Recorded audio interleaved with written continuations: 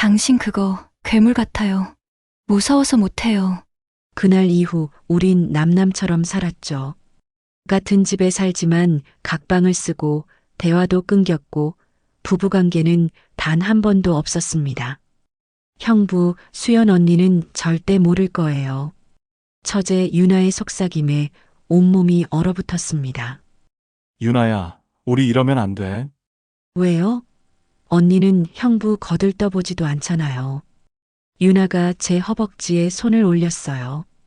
형부껏 정말 소문대로네요. 언니가 왜 그렇게 거부했는지 이제 알겠어요. 심장이 터질 것 같았습니다.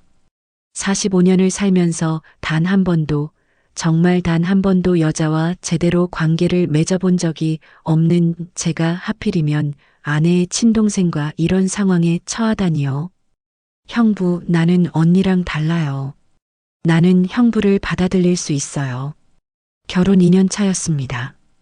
아내 수연은 신혼 첫날 밤부터 저를 거부했어요. 그런데 3개월 전 처제 유나가 남편과 이혼하고 우리 집 근처로 이사를 왔어요. 필라테스 강사인 유나는 운동을 좋아했고 저도 공원에서 조깅을 자주 했거든요. 그렇게 우연히 마주친 게 시작이었습니다. 형부, 여기서 운동하세요? 저도 매일 와요. 함께 뛰고 함께 스트레칭하고 그러다 커피 한잔하게 됐죠. 형부 수연 언니한테 들었어요. 형부가 그게 너무 커서 못한다고. 유나가 웃으면서 던진 말에 얼굴이 화끈거렸어요. 언니가 바보예요. 여자들은 그런 거 오히려 좋아하는데. 그리고 오늘 유나의 원룸에서 맥주 한잔 하다가 선을 넘고 말았습니다. 형부, 언니는 형부의 진가를 몰라요. 나는 달라요. 사실 저는 태어날 때부터 저주받은 사람이었습니다. 20대 때 만났던 7명의 여자들, 그 누구도 저와 끝까지 함께하지 못했어요. 연애는 달콤했지만 막상 그 순간이 되면 모두가 비명을 지르며 도망갔습니다. 오빠, 이건 사람과 아니야. 마지막 여자가 울면서 내뱉은 말이 아직도 귓가에 맴돕니다. 그날 이후 저는 여자를 포기했어요. 어차피 저 같은 사람은 혼자 사는 게 맞다고 생각했죠. 그런데 어머니는 달랐습니다. 교회 권사님이셨던 어머니는 제 결혼을 포기하지 않으셨어요. 민수야, 엄마가 좋은 처자 찾았다. 이번엔 꼭 만나봐. 6개월간의 집요한 중매 끝에 만난 사람이 바로 수연이었습니다. 중학교 교사로 일하는 수연은 청순하고 착했어요. 신앙심도 깊었고 무엇보다 저를 진심으로 좋아해 주는 것 같았죠. 결혼 전까지는요. 신혼여행 첫날 밤 제주도 리조트 침대에서 수연이 제 것을 보고 눈이 휘둥그레졌습니다. 그리고 뒤로 물러나더니 소리를 질렀어요. 하나님, 왜 저에게 이런 시련을. 수연은 밤새 욕실에서 기도만 했습니다. 저는 침대에 혼자 누워 천장만 바라봤죠. 다음 날도 그 다음 날도 상황은 똑같았어요. 신혼여행 내내 우리는 한 번도 부부관계를 갖지 못했습니다. 집으로 돌아온 후에도 달라지지 않았어요. 수연은 점점 더 저를 피했고 결국 각방을 쓰자고 했습니다. 당신만 보면 무서워요. 미안하지만 나한테 시간을 줘요. 시간이 약이라고 했던가요? 아니었습니다. 1년이 지나도 2년이 다 되어가도 수연은 저를 받아들이지 못했어요. 대화는 점점 줄어들었고 우리는 같은 집에 사는 남남이 됐습니다. 회사에서도 소문이 났어요. 박 부장님 결혼하신 지 2년 됐는데 아직도 각방 쓰세요? 부장님 부인, 임신 소식은 언제쯤? 동료들의 질문이 칼날처럼 파고들었습니다. 저는 웃으며 얼버무렸지만 속으로는 무너지고 있었어요. 그러던 어느 토요일 아침 동네 공원에서 조깅을 하고 있었습니다. 제약회사 부장이라는 직함이 무색하게 집에서는 유령 같은 존재였던 저에게 운동이 유일한 낙이었죠. 그때였습니다. 형부, 여기 왜 혼자 계세요? 뒤돌아보니 레깅스 차림의 유나가 서 있었어요. 탄력 넘치는 몸매에 환한 미소, 수영과는 너무나 다른 분위기였습니다. 유나야, 너 여기 왜? 저 여기 이사 왔어요. 3개월 전에요. 언니한테 안 들으셨어요? 수연은 제게 아무 말도 하지 않았습니다. 유나가 이혼했다는 것도 근처로 이사 왔다는 것도 전혀 몰랐어요. 남편이 도박에 빠져서 제 적금까지 다 날렸어요. 결혼 3년 만에 빈손으로 나왔죠. 애도 없고 이제 다시 시작하려고요. 유나의 목소리에는 슬픔보다 담담함이 묻어났습니다. 필라테스 강사로 일하는 유나는 우리 집에서 걸어서 10분 거리 원룸에 살고 있었어요. 형부도 아침마다 여기서 운동하세요? 그럼 우리 같이 뛰어요. 그렇게 유나와 함께 공원을 뛰기 시작했습니다. 처음엔 정말 그저 처남 정도의 관계였어요. 수연의 동생이니까 가족처럼 대했죠. 그런데 일주일쯤 지났을 때 유나가 갑자기 비명을 질렀습니다. 아야, 발목. 스트레칭을 하다 발목을 삐끗한 거예요. 유나는 제 어깨에 팔을 두르며 몸을 기댔고 저는 그녀를 부축해서 원룸까지 데려다 줬습니다. 형부, 고마워요. 차라도 한잔하고 가세요. 유나의 집은 작았지만 깔끔했어요. 그녀가 건넨 아이스 아메리카노를 마시는데 묘한 분위기가 흘렀습니다. 형부, 수연 언니한테 들었어요. 유나가 소파에 더 가까이 앉으며 말했어요. 형부가 그게 너무 커서 언니가 못한다고. 얼굴이 화끈거렸습니다. 수연이 동생에게까지 그런 얘기를 했다니요. 언니가 바보예요. 여자들은 그런 거 오히려 좋아하는데. 형부 같은 남자 세상에 흔치 않아요. 유나의 눈빛이 이상했습니다. 그 순간 저는 자리에서 벌떡 일어났어요. 유나야, 나 먼저 갈게. 발목 조심하고. 집으로 돌아오는 길 가슴이 두근거렸습니다. 뭔가 잘못되고 있다는 걸 느꼈지만 동시에 이상한 설렘도 있었어요. 그날 저녁 수연은 교회 모임이 있다며 늦게 들어왔습니다. 저는 거실에 혼자 앉아 맥주를 마시고 있었죠. 당신 또 술 마셔요? 수연의 차가운 목소리가 떨어졌습니다. 응, 조금. 교회 집사님이 자꾸 물어보시네요. 우리 아기는 언제쯤 생기냐고. 뭐라고 대답해야 해요? 수연의 눈빛에는 원망이 가득했습니다. 마치 모든 게 제 잘못인 것처럼요. 미안해. 미안하다는 말로 다 돼요? 나도 엄마 되고 싶어요. 수연이 방문을 쾅 닫고 들어갔습니다. 저는 빈 맥주캔을 바라보며 한숨을 쉬었어요. 다음 날부터 유나와 더 자주 만났습니다. 함께 공원을 뛰고 커피를 마시고 그렇게 한 달이 흘렀죠. 그런데 어느 날 유나가 갑자기 울기 시작했어요. 형부, 나 너무 외로워요. 이혼하고 나니까 세상에 나 혼자인 것 같아요. 저는 유나의 어깨를 토닥였습니다. 그저 위로하려고 했던 거예요. 그런데 유나가 제 품에 파고들었고 저는 그녀를 밀어내지 못했습니다. 형부는 나한테 유일하게 따뜻한 사람이에요. 유나의 목소리가 귓가에서 속삭였습니다. 그 순간 뭔가 돌이킬 수 없는 강을 건너고 있다는 걸 알았어요. 하지만 멈출 수가 없었습니다. 그날 이후 유나와의 만남은 일상이 됐습니다. 월요일 아침 6시 공원에서 함께 뛰었어요. 화요일 저녁엔 유나의 원룸에서 커피를 마셨고 수요일엔 영화를 봤습니다. 목요일엔 한강변을 산책했고 금요일엔 조용한 레스토랑에서 저녁을 먹었죠. 수연에게는 모두 거짓말이었습니다. 여보, 오늘 회사 회식이야. 부장님이랑 미팅 있어서 늦을 것 같아. 거래처 사람들이랑 골프 약속 잡혔어? 거짓말이 입에서 술술 나왔어요. 놀라울 정도로 자연스럽게요. 2년 동안 수연과 거의 대화도 없이 살았기에 그녀는 제 말을 의심하지도 않았습니다. 어느 금요일 밤 유나의 원룸에서 와인을 마시고 있었어요. 창밖으로 보이는 도시의 야경이 반짝이고 은은한 재즈 음악이 흘러나왔습니다. 형부, 나한테 하나만 물어봐도 돼요? 유나가 와인 잔을 입술에 대며 물었어요.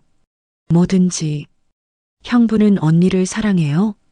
순간 멈칫했습니다. 사랑, 그런 감정이 있었던 적이 있었나요? 결혼 전엔 어머니의 압박과 나이가 많아진다는 조급함 때문에 만났고, 결혼 후엔 그저 의무감으로 함께 살았을 뿐이었습니다. 모르겠어. 솔직히, 형부, 나는 솔직하게 말할게요. 나 형부 좋아해요. 언니 남편인 거 알지만 어쩔 수가 없어요. 유나의 눈동자가 촛불처럼 흔들렸습니다. 저는 대답 대신 그녀의 손을 잡았어요. 그 손은 따뜻했고 수연의 차가운 손과는 너무나 달랐습니다. 유나야, 우리 이러면 안 되는 거 알아?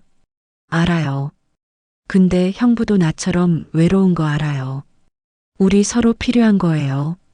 그날 밤 저는 유나의 원룸에서 새벽 2시까지 있다가 집으로 돌아왔습니다. 수연은 벌써 잠들어 있었고 저는 조용히 서재로 들어가 소파에 누웠어요. 천장을 바라보며 생각했습니다. 나는 지금 무엇을 하고 있는 걸까? 아내의 동생과 이런 관계를 맺는 게 옳은 걸까? 하지만 다음날 아침 유나에게서 문자가 왔습니다.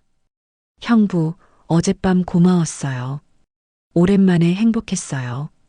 그 문자를 보는 순간 죄책감보다 더 큰 행복감이 밀려왔습니다. 누군가 저를 필요로 한다는 것, 누군가 제 존재를 인정해 준다는 것이 이렇게 달콤할 줄 몰랐어요. 한 달이 더 지났습니다. 유나와 저는 점점 더 깊은 관계로 빠져들었어요. 손을 잡고 껴안고 키스를 하고 그러다 어느 날 밤 결국 선을 완전히 넘고 말았습니다. 유나의 원룸 침대에서 저는 45년 만에 처음으로 저를 온전히 받아들여주는 여자를 만났어요. 형부, 진짜 크긴 하다. 근데 괜찮아요. 나는 할 수 있어요. 유나는 놀라면서도 거부하지 않았습니다. 오히려 저를 이끌어줬고 처음으로 남자로서의 자신감을 느낄 수 있었어요. 언니가 놓친 게 뭔지 이제 알겠어요. 형부 같은 남자를 왜 거부했는지 이해가 안 가요. 그날 밤은 황홀했습니다. 20대 때부터 겪었던 모든 거절과 상처가 한순간에 치유되는 것 같았어요. 하지만 다음날 아침 죄책감이 쓰나미처럼 밀려왔습니다. 유나야, 우리 정말 이러면 안 돼. 수연이 알면 어때요? 언니는 형부한테 아무것도 안 해주잖아요. 2년 동안 각방 쓰고 대화도 안 하고 그게 부부예요? 유나의 말이 맞았습니다. 하지만 그래도 수연은 제 아내였고 유나는 처제였어요. 형부, 나 멈출 수가 없어요. 이미 너무 깊이 빠졌어요. 저도 마찬가지였습니다. 유나 없이는 하루도 견딜 수 없을 것 같았어요. 그렇게 석 달이 흘렀습니다. 저는 완전히 이중 생활을 하고 있었어요. 낮에는 제약회사 부장으로 일하고 저녁에는 유나를 만났습니다. 일주일에 서너 번은 그녀의 원룸에서 밤을 보냈고 수연에게는 회사 야근이라고 둘러댔죠. 수연은 여전히 제게 무관심했습니다. 아니, 어쩌면 오히려 다행이라고 생각했을지도 몰라요. 제가 집에 없으면 편하다고 느꼈을 겁니다. 어느 날 유나가 조심스럽게 물었어요. 형부, 우리 이번 주말에 여행 가요. 계속 숨어 다니는 거 지겹잖아요. 여행? 수연이한테 뭐라고 하고? 회사 워크숍이라고 하면 되잖아요. 형부 회사 워크숍 자주 있다고 들었어요. 맞았습니다. 저희 회사는 분기마다 워크숍을 갖고 다음 주말이 딱 그 시기였어요. 부산 가요. 받아보고 싶어요. 유나의 눈빛이 반짝였습니다. 저는 고민 끝에 고개를 끄덕였어요. 알았어. 부산 가자. 그 결정이 모든 걸 무너뜨릴 거라는 걸 그때는 전혀 몰랐습니다. 금요일 오후 저는 수연에게 거짓말을 했어요. 여보, 이번 주말에 회사 워크숍 있어. 강원도 쪽으로 간대. 그래요. 알아서 하세요. 수연은 TV를 보며 무덤덤하게 대답했습니다. 관심조차 없는 목소리였죠. 저는 가방을 챙겨 집을 나섰습니다. 유나는 벌써 서울역에서 기다리고 있었어요. 형부, 여기요. 유나가 환하게 웃으며 손을 흔들었습니다.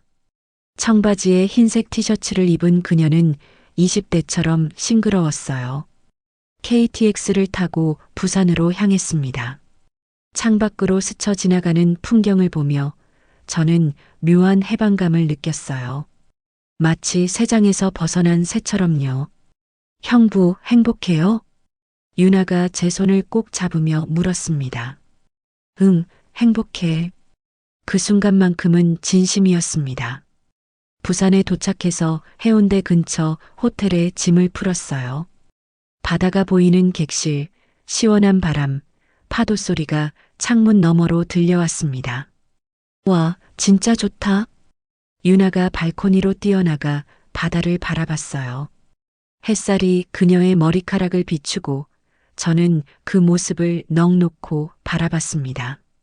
그날 밤 우리는 해운대 백사장을 걸었어요. 손을 잡고 파도에 발을 담그고 웃고 떠들었습니다. 주변 사람들은 우리를 그저 행복한 연인으로 봤겠죠. 형부, 사진 찍어요. 유나가 제 팔을 잡고 셀카를 찍었습니다. 바다를 배경으로 환하게 웃는 우리 모습이 화면에 담겼어요. 그 사진이 모든 걸 망칠 줄은 그때는 정말 몰랐습니다. 부산에서의 주말은 꿈 같았습니다. 토요일 아침 호텔 조식을 먹고 광안리로 이동했어요. 유나는 제 팔짱을 끼고 걸으며 연신 웃었고 저 역시 지난 2년간 느껴보지 못한 행복에 젖어 있었습니다. 형부, 저기 횟집 가요. 바다 보면서 먹으면 진짜 맛있을 것 같아요. 유나가 손가락으로 가리킨 곳은 광안대교가 보이는 횟집이었어요.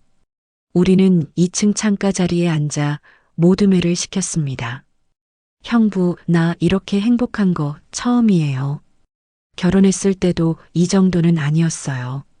유나의 눈가에 눈물이 맺혔습니다. 저는 그녀의 손을 잡으며 말했어요. 나도 마찬가지야. 하지만 마음 한구석엔 불안함이 자라고 있었습니다. 이 행복이 언제까지 지속될 수 있을까? 수연이 알게 되면 어떻게 될까? 일요일 오후 부산역으로 향하는 택시 안에서 유나가 물었어요. 형부, 나 사랑해요? 응, 사랑해. 그럼 언니랑 이혼할 거예요? 순간 말문이 막혔습니다. 이혼, 그 단어를 입 밖으로 꺼낼 용기가 없었어요. 수연과의 결혼 생활은 형편없었지만 이혼은 또 다른 문제였습니다. 유나야, 그건 좀 더 생각해보자. 유나의 표정이 어두워졌습니다. 하지만 곧 억지로 웃으며 말했어요. 괜찮아요. 천천히 생각해요. 형부 마음 알아요. KTX 안에서 유나는 제 어깨에 기대어 잠들었습니다. 고른 숨소리가 귀에 들리고 저는 창밖을 바라보며 생각에 잠겼어요. 나는 지금 무엇을 향해 달려가고 있는 걸까? 이 관계의 끝은 어디일까? 서울역에 도착해서 유나와 헤어졌습니다. 각자의 집으로 돌아가야 했으니까요. 형부, 조심히 들어가요. 내일 또 봐요. 유나가 손을 흔들며 떠났습니다. 저는 집으로 향하는 택시 안에서 핸드폰을 확인했어요. 수연에게서 온 연락은 없었습니다. 역시나 관심이 없구나. 저녁 7시쯤 집에 도착했습니다. 현관문을 열고 들어서는데 거실에 불이 켜져 있었어요. 수연이 소파에 앉아 있었습니다. 왔어요? 응. 워크숍 잘 다녀왔어. 그래요. 씻고 나와요. 할 얘기 있어요. 수연의 목소리가 평소와 달랐습니다. 차갑지만 단호한 뭔가 결심한 듯한 느낌이었어요. 가슴이 철렁했습니다. 샤워를 하고 나오니 거실 탁자 위에 사진 몇 장이 놓여 있었어요. 그 사진들을 보는 순간 심장이 멎는 줄 알았습니다. 부산 해운대 백사장에서 유나와 껴안고 찍은 사진, 광안리 횟집에서 손을 잡고 있는 사진, 호텔 앞에서 함께 웃고 있는 사진. 이게 뭐예요? 제 입에서 떨리는 목소리가 나왔습니다. 당신이 더 잘 알겠죠. 회사 워크숍은 강원도라고 했잖아요. 근데 왜 부산에 있어요? 수연의 눈빛이 칼날처럼 날카로웠습니다. 그리고 그 여자는 누구예요? 설마 유나? 저는 아무 말도 할 수 없었어요. 변명할 거리도 없었고 거짓말을 할 용기도 없었습니다. 탐정을 고용했어요. 한 달 전부터요. 수연이 차갑게 말했습니다. 당신이 이상했거든요. 갑자기 야근이 많아지고 회식이 늘어나고 핸드폰도 자꾸 확인하고 뭔가 숨기는 게 있다는 걸 알았어요. 탁자 위에는 사진들 외에도 두꺼운 서류 봉투가 있었습니다. 탐정이 작성한 보고서였겠죠. 한 달 동안 당신이 뭘 했는지 다 알아요. 공원에서 유나 만나고 영화 보고 레스토랑 가고 그 여자 집에서 밤 새우고 어떻게 그럴 수가 있어요? 수연의 목소리가 떨렸습니다. 분노보다는 배신감이 묻어났어요. 그것도 내 동생이랑 어떻게 그럴 수가 있어요? 미안해. 그 말밖에 할 수 없었습니다. 변명의 여지가 없었으니까요. 미안하다고? 미안하다는 말로 다 돼요? 당신 나를 2년 동안 거부한 사람 맞죠? 각방 쓰자고 한 사람도 당신이잖아요. 아니었습니다. 거부한 건 수연이었어요.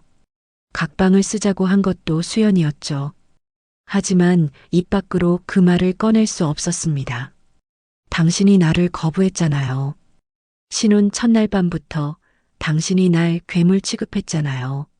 제 입에서 터져나온 말에 수연이 얼굴을 붉혔습니다. 그건 당신이 너무 컸잖아요. 무서웠다고요. 무서우면 노력이라도 해봤어야죠. 2년 동안 한 번도, 단 한 번도 나한테 손 한 번 안 댔잖아요. 우리는 처음으로 서로에게 목소리를 높였습니다. 2년간 쌓인 감정들이 한꺼번에 폭발하는 순간이었어요. 그래서 내 동생이랑 잤어요? 그게 정당화돼요? 정당화는 아니지만 나도 사람이야.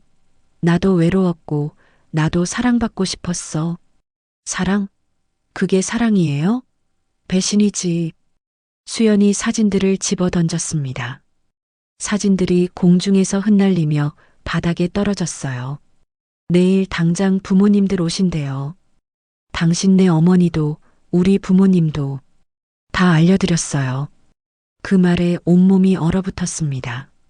부모님들이 알게 되면 이건 돌이킬 수 없는 파국으로 치닫게 될 거예요. 수연아, 부모님들한테까지 알릴 필요 있어요.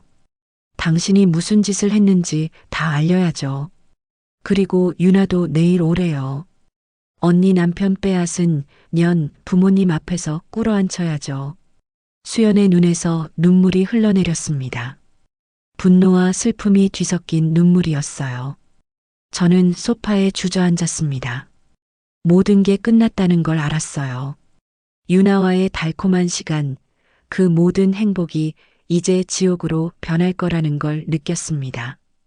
그날 밤 저는 한숨도 자지 못했습니다.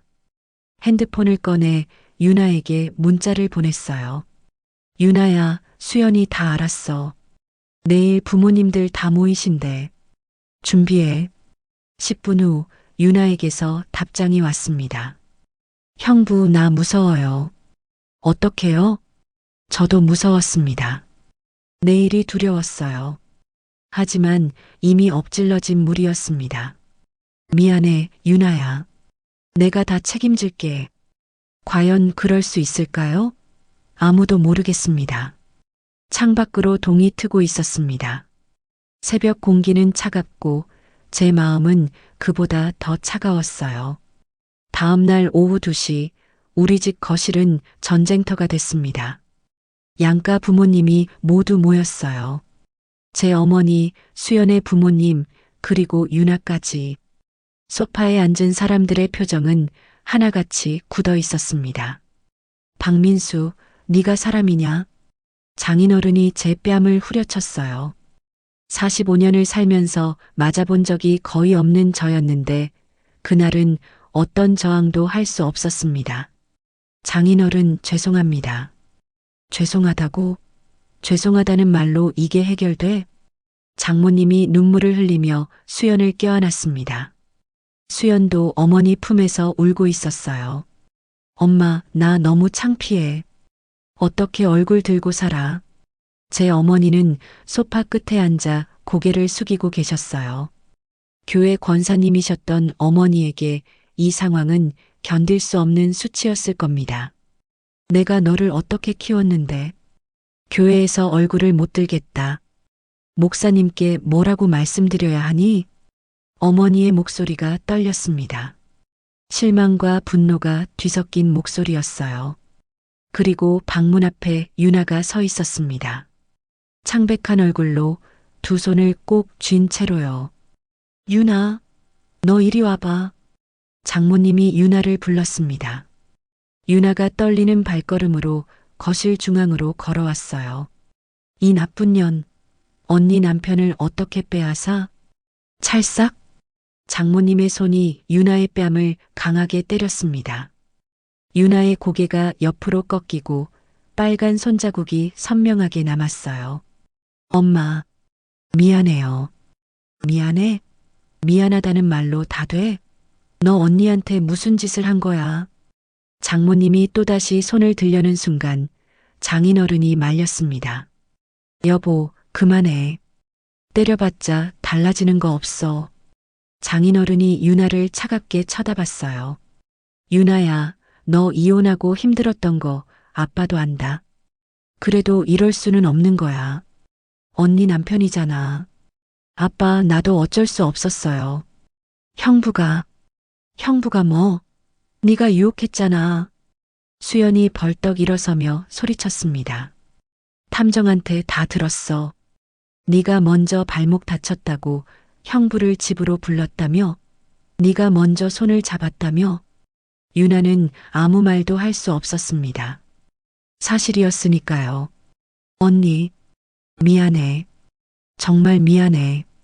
미안하다고 용서될 것 같아? 넌 이제 내 동생 아니야. 다신 내 앞에 나타나지 마. 수연의 목소리가 거실에 울려 퍼졌습니다. 유나는 그 자리에 무릎을 꿇고 울기 시작했어요. 언니, 제발.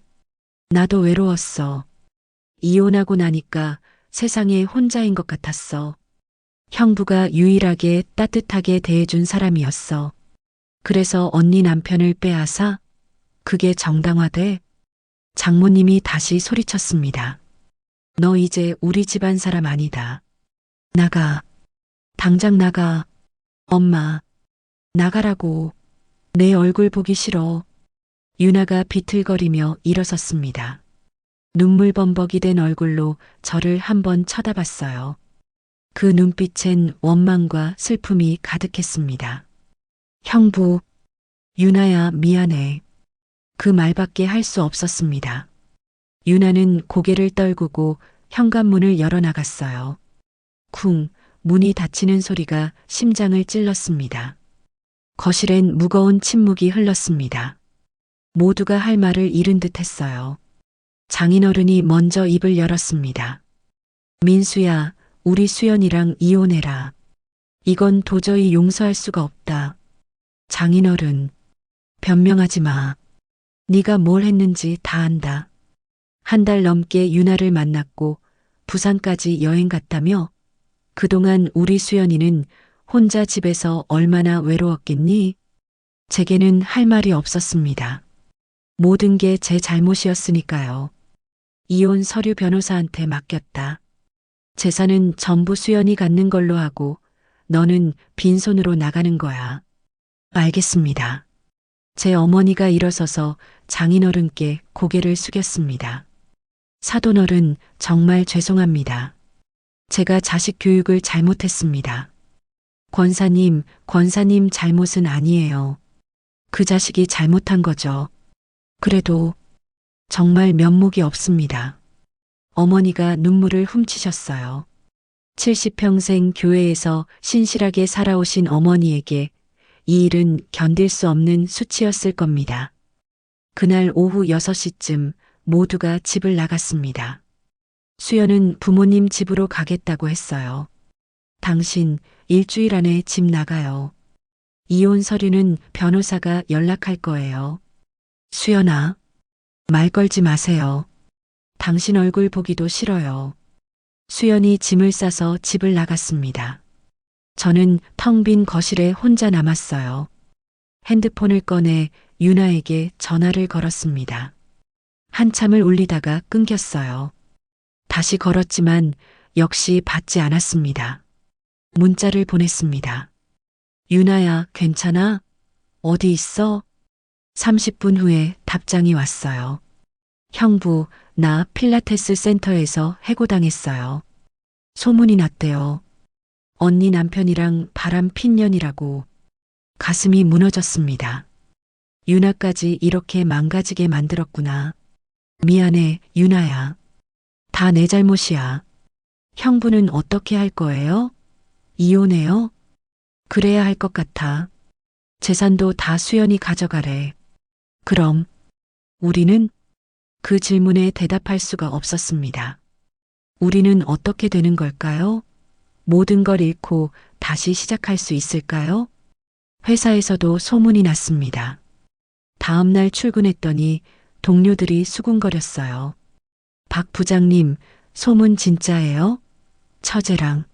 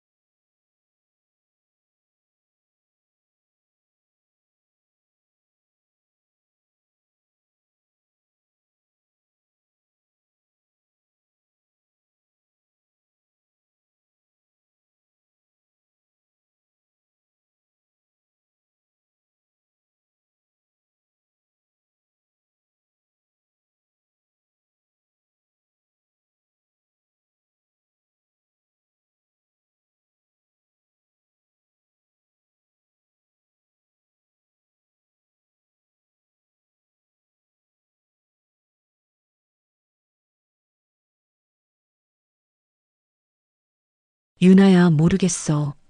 근데 한 가지는 확실해. 난 널 놓을 수 없어. 나도요, 형부. 형부 없이는 못 살 것 같아요. 우리는 서로를 껴안고 울었습니다. 작은 원룸 안에서 세상으로부터 버림받은 두 사람이 서로에게 기댄 채로요. 며칠 후 유나의 부모님 집 앞에 갔습니다. 유나가 짐을 찾아오려고 했는데 문 앞에 짐들이 다 쌓여 있었어요. 엄마, 아빠. 유나가 초인종을 눌렀지만 대답이 없었습니다. 문틈으로 쪽지 하나가 밀려 나왔어요. 내 짐 다 내놨다. 다시는 우리 집 앞에 나타나지 마라. 넌 이제 우리 딸 아니다. 유나가 그 자리에 주저앉아 울었습니다. 저는 그녀를 일으켜 세우고 짐을 들어 함께 원룸으로 돌아왔어요. 형부, 나 정말 세상에 혼자가 된 것 같아요. 아니야. 나 있잖아. 우리 둘이 있잖아. 하지만 그 말로 위로가 될까요? 가족도 친구도 모두 잃고 세상으로부터 손가락질 받는 우리가 과연 행복할 수 있을까요? 원룸 창문 너머로 비가 내리기 시작했습니다. 빗소리가 유리창을 두드렸고 저희는 서로를 껴안은 채 그 소리를 들었어요. 형부, 우리 끝까지 함께 있어요. 세상이 뭐라고 하든. 그래, 끝까지 함께 하자. 그 약속이 지켜질지는 아무도 몰랐습니다.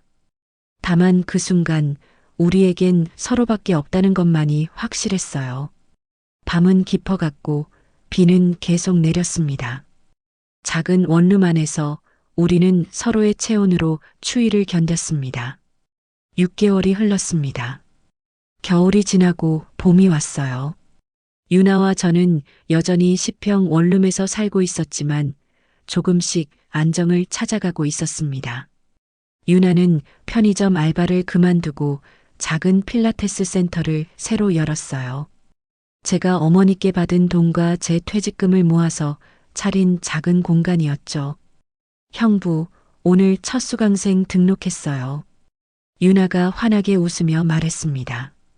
오랜만에 보는 밝은 표정이었어요. 정말 축하해, 유나야. 저도 제약 대리점에서 열심히 영업을 뛰었습니다. 처음엔 낯설고 힘들었지만 점점 적응해 나갔어요. 성과도 조금씩 나기 시작했고 사장님도 저를 인정해 주셨습니다. 박 대리, 이번 달 실적 좋던데 보너스 줄게. 감사합니다, 사장님.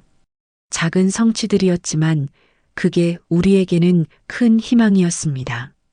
그러던 어느 날 유나가 조심스럽게 말했어요. 형부, 나 임신한 것 같아요. 뭐? 순간 심장이 멎는 줄 알았습니다. 유나가 임신 검사기 2줄을 보여줬어요. 병원 가봤는데 6주래요. 눈물이 났습니다. 45년을 살면서 처음으로, 정말 처음으로 제 아이를 갖게 된 거예요. 유나야. 저는 유나를 꼭 안았습니다. 그녀도 울고 있었어요. 형부, 우리 아기 잘 키울 수 있을까요? 그럼, 우리 꼭 잘 키우자. 그날부터 모든 게 달라졌습니다. 유나는 몸조리를 하며 필라테스 센터를 운영했고 저는 더 열심히 일했어요. 아기 방을 마련하기 위해 조금 더 넓은 투룸으로 이사도 했습니다. 어머니께 임신 소식을 전했어요. 어머니, 유나가 임신했어요. 그래, 잘 됐구나. 건강하게 낳아라. 어머니, 감사합니다. 이제 그만 미안해하고 앞으로 잘 살아. 어머니도 손주 보고 싶다. 어머니의 목소리에서 용서가 느껴졌습니다. 비록 완전하지는 않았지만 조금씩 받아들여 주시는 것 같았어요. 하지만 세상은 여전히 차가웠습니다. 유나가 필라테스 센터를 열었다는 소식을 듣고 수연이 찾아왔어요. 언니, 유나가 놀라며 수연을 맞이했습니다. 수연은 예전보다 더 야위어 있었어요. 얼굴에는 화장기도 없고 눈빛도 생기가 없었습니다. 잘 되나 보네. 필라테스 센터까지 열고. 수연의 목소리에는 비아냥이 묻어 있었습니다. 언니, 그것도 내 남편 돈으로 차린 거지? 퇴직금 받아서? 유나는 아무 말도 하지 못했어요. 사실이었으니까요. 참 잘했다. 언니 남편 빼앗고 그 돈으로 사업까지 하고. 축하해. 수연이 돌아서려는데 유나가 말했습니다. 언니, 나 임신했어. 수연이 멈춰섰어요. 천천히 뒤돌아보더니 유나를 차갑게 쳐다봤습니다. 임신? 축하하네.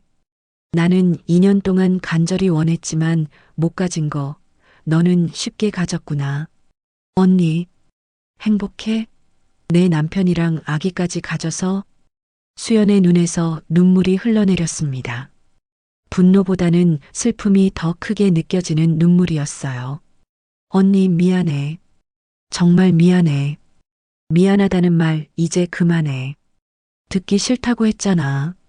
수연이 센터 문을 쾅 닫고 나갔습니다. 유나는 그 자리에 주저앉아 울었어요. 그날 밤 유나가 배를 움켜쥐며 신음했습니다. 형부, 배가 아파요. 뭐, 어디? 병원 가자. 급하게 응급실로 달려갔어요. 의사 선생님이 진찰을 하더니 말했습니다. 스트레스를 많이 받으셨나 봐요. 조금만 더 심했으면 유산할 뻔했어요. 절대 안정하세요. 그 말에 온몸이 식었습니다. 아기를 잃을 뻔했다니요. 유나야, 미안해.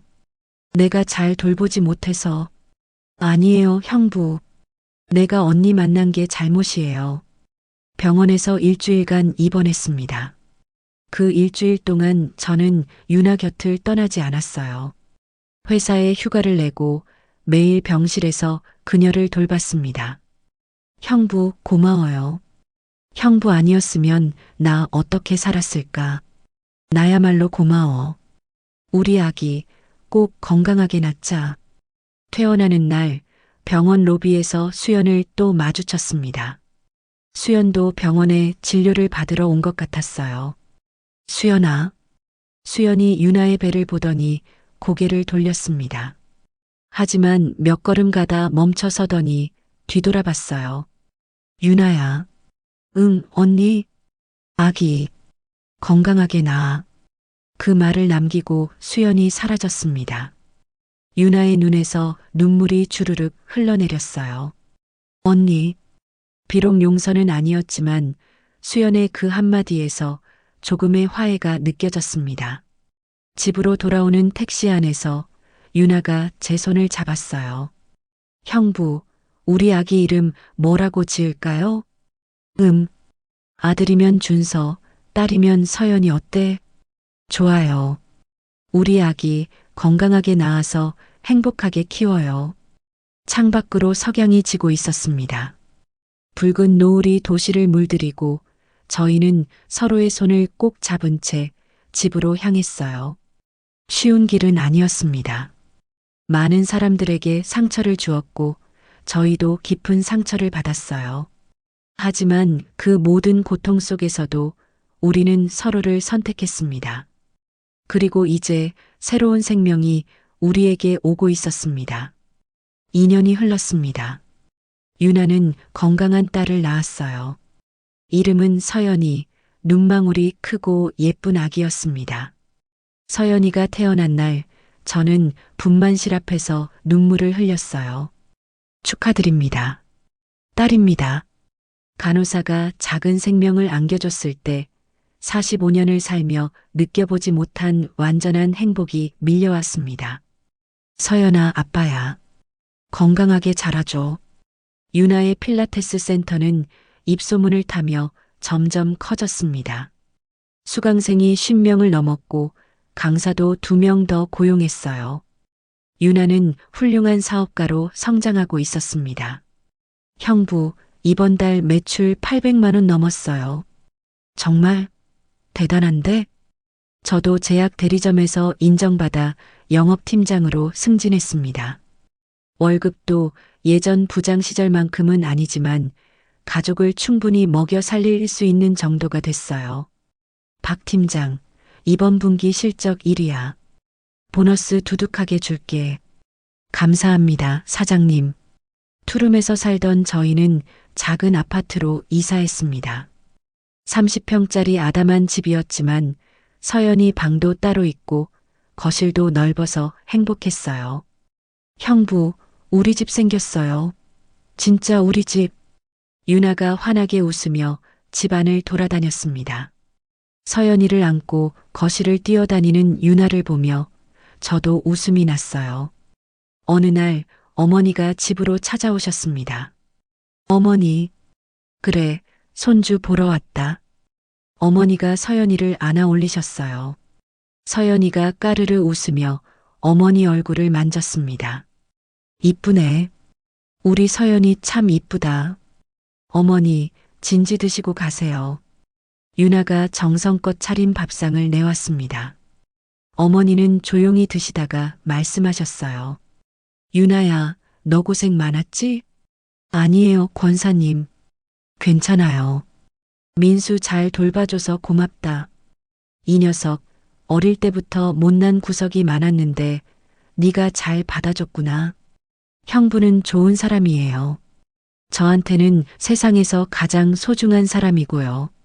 어머니가 유나의 손을 잡으셨습니다. 이제 교회 사람들도 조금씩 이해해 주더라. 시간이 약이라더니 정말 그런가 보다. 천천히, 아주 천천히 가족들이 저희를 받아들이기 시작했습니다. 유나의 부모님도 서연이가 돌이 되던 날 처음으로 연락을 주셨어요. 유나야, 아빠다. 아빠, 손주 얼굴이라도 보고 싶구나. 우리 집으로 올 수 있겠니? 유나는 눈물을 흘리며 고개를 끄덕였습니다. 그날 저녁 서연이를 안고 처가댁을 방문했어요. 어머님, 아버님, 죄송합니다. 저는 깊이 고개를 숙였습니다. 장인어른이 한숨을 쉬시더니 말씀하셨어요. 이미 벌어진 일이야. 손주까지 생겼는데 언제까지 외면할 수는 없지. 감사합니다, 아버님. 장모님이 서연이를 안아 올리셨어요. 눈에는 눈물이 가득했습니다. 우리 손주 참 이쁘네. 유나 닮아서 이쁘다. 그날 저녁 온 가족이 식탁에 둘러앉았습니다. 비록 완전한 화해는 아니었지만 조금씩 관계가 회복되고 있었어요. 하지만 수연만은 여전히 저희를 용서하지 않았습니다. 서연이 돌잔치 날 멀리서 수연이 지켜보고 있었어요. 유나가 알아챘습니다. 언니. 수연은 한참을 서 있다가 조용히 봉투 하나를 유나에게 건넸습니다. 서연이 돌 선물이야. 잘 키워. 언니 고마워. 고맙긴. 그냥 족하니까. 수연이 돌아서려는데 유나가 그녀의 손을 잡았어요. 언니 정말 미안해. 평생 미안할 거야. 알아. 너도 힘들었을 거 안다. 이제 그만 미안해하고 행복하게 살아. 수연의 눈에서 눈물이 흘러내렸습니다. 유나도 울고 있었어요. 언니도 행복해야 돼. 좋은 사람 만나서. 응. 나도 이제 괜찮아. 너희도 잘 살아.